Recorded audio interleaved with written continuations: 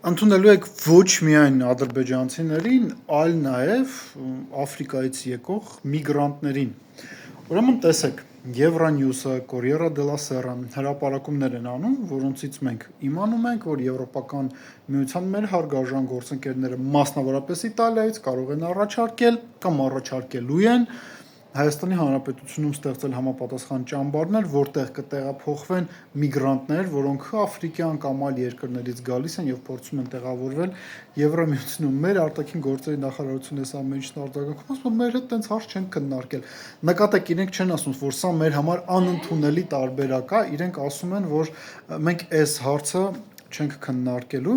բայց ինչ է իրականում դա նշանակում։ Դա նշանակում է հետևյալը, որ Հայաստան տեղափոխվելու են միգրանտներ, դե իշխանություններն էլ ինչ են ասելու, ասում են Ժորժ ջան, ինչ խնդիր կա, հենա մեր հարգարժան հնդիկ եղբայրները աշխատում են, ինչ խնդիր կա, որ նոր միգրանտներ տեղափոխվեն։ Ուրեմն հասկացեք, էլի մենք մի հատ իրավիճակում ենք գտնվում, որ Ալիևը պնդում է, որ ադրբեջանցիները այստեղ պետք է գան, մեր հարգելի եվրոպացի գործընկերներն էլ Աֆրիկայից ում ասես կարան բերեն Հայաստան, ինչպես լսեցիք, ինձ էլ կանչեցին, հիմա գնամ տեսնեմ ինչ են ասում, դուք էլ մտածեք այն ամեն ինչի մասին, ինչ ես նոր ասացի։